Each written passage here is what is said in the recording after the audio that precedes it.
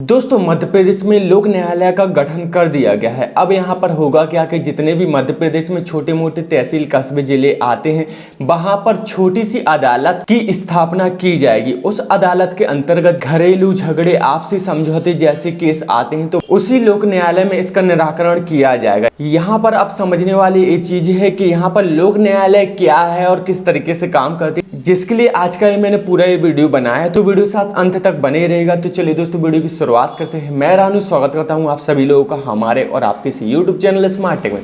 दोस्तों अगर आप हमारे चैनल पर नए हो तो प्लीज़ हमारे इस चैनल को सब्सक्राइब करना मत भूलिएगा, क्योंकि मैं यहाँ पर ऑनलाइन फॉर्म्स और एजुकेशन से रिलेटेड वीडियोस अपलोड करता रहता हूँ। तो चलिए दोस्तों चलते हैं कंप्यूटर स्क्रीन पर, जानते हैं पूरी डिटेल्स में लोक न्यायालय क्या है और पूरे इंडिया में कब इसकी स्थापना की गई थी और ये मध्य प्रदेश में किस तरीके से काम करेगा। तो चलिए दोस्तों चलते हैं कंप्यूटर स्क्रीन पर। दोस्तों लोक अदालत के बारे में जानने के लिए यहाँ पर सबसे पहले तो मैं आपको ये बता देता हूँ कि लोक अदालत क्या होती है। जैसे कि मैंने आपको बताया कि यहाँ पर छोटे मोटे निराकरण किए जाते हैं। अगर कोई आपसी समझौता होता है या फिर कोई छोटी मोटी लड़ाई हो जाती है तो यहाँ पर उच्च न्यायालय या फिर जिला न्यायालय में ना जाकर इन केसों को लोक अदालत में सुलझाया जाता है। तो इसके लिए देखिए कानून तो बहुत पहले बना दिया गया था पूरे इंडिया में लागू करने के लिए, लेकिन अभी फिलहाल इसे शुरुआत में मध्य प्रदेश में लागू किया जा रहा है। इसके बारे में मैंने थोड़ी बहुत डिटेल निकाली जिसे मैं आपको ऑटो स्पीकर पर सुनाना चाहता हूं। देखिए यहाँ पर सबसे पहले तो लोक न्यायालय क्या है उसे समझिए। क्या होते हैं लोक अदालत? लोक अदालत यह एक ऐसा मंच है जहां न्यायालयों में लंबित वाद विवाद, मुकदमे या प्री लिटिगेशन चरण के मामलों का सौहार्दपूर्ण निपटारा किया जाता है। लोक अदालतों को विधिक सेवा प्राधिकरण अधिनियम 1987, लीगल सर्विसेज अथॉरिटीज एक्ट 1987 के तहत वैधानिक दर्जा दिया गया है।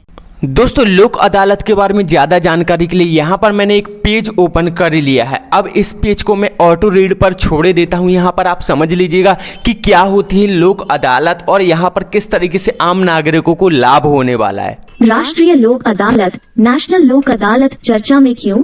वर्ष 2020 में वर्चुअल और प्रत्यक्ष रूप वर्चुअल एंड फिजिकल मोड में आयोजित की राष्ट्रीय लोक अदालत, नेशनल लोक अदालत के जरिए 10 लाख से अधिक मामले निपटाए गए हैं।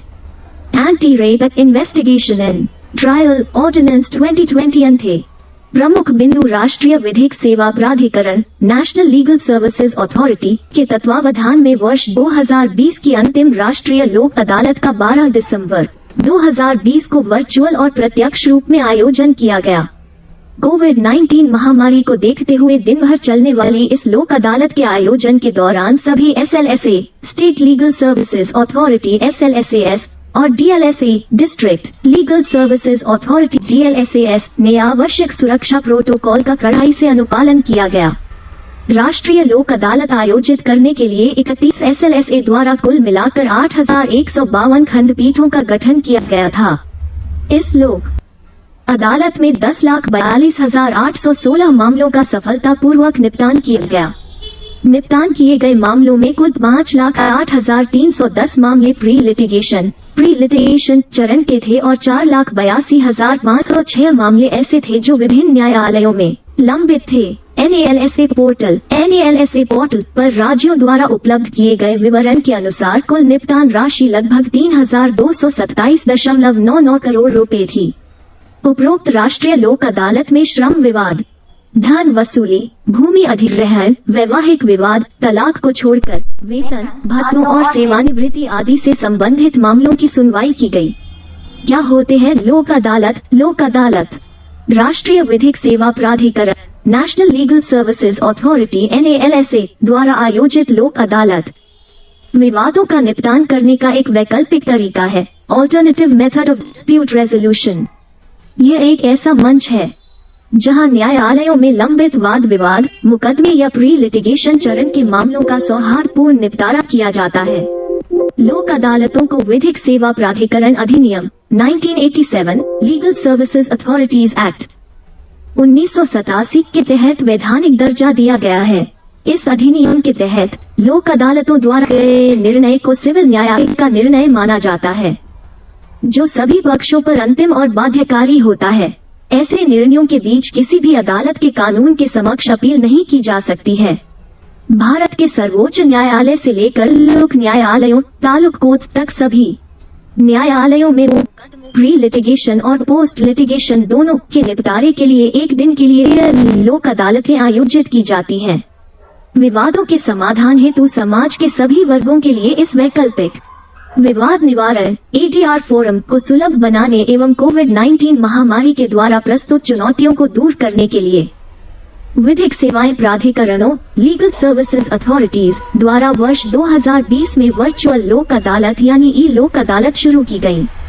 प्रौद्योगिकी का लाभ उठाकर ई लोक अदालतों ने लाखों लोगों को अपने विवाद निपटाने के लिए एक मंच उपलब्ध कराया है। नवंबर 2020 तक इन कथित ई लोक अदालतों के माध्यम से कुल 3,200,000 मामलों का निपटारा किया गया है। क्या होते ई लोक अदालत? ए लोक अदालत ऑनलाइन लोक अदालत या ई लोक अदालत न्यायिक सेवा संस्थानों का एक नवाचार है जिसमें अधिकतम लाभ के लिए टेक्नोलॉजी का उपयोग किया गया है।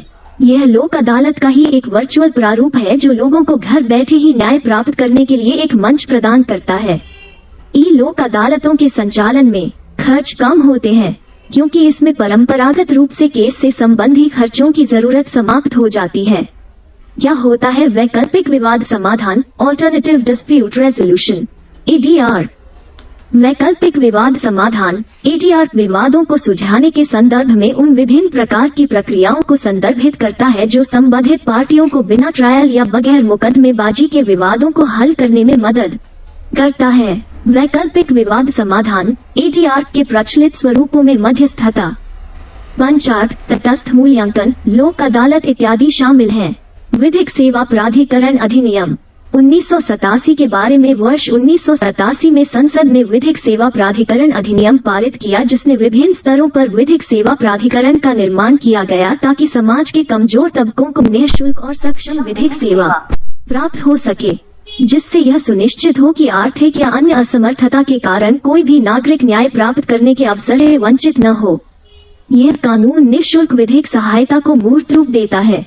यह कानून वैसे व्यक्ति जो निर्धनता या जाति, पंथ या लिंग संबंधी संवेदनशीलता के कारण कोई मामला दर्ज करने या मामले का बचाव करने के लिए एक वकील की सेवा लेने में समर्थ नहीं है, को कानूनी सहायता प्रदान करता है ताकि न्यायालय में उन्हें भी वकील की सेवा मिल सके।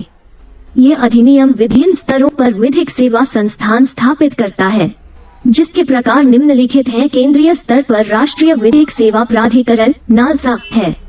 राष्ट्रीय प्राधिकरण उच्चतम न्यायालय समिति का गठन करता है। राज्य स्तर पर राज्य विधिक सेवा प्राधिकरण सालसा है। राज्य प्राधिकरण राज्य उच्च न्यायालय के लिए उच्च न्यायालय विधिक सेवा समिति तथा प्रत्येक तालुक के लिए तालुक विधिक सेवा समिति गठित करता है।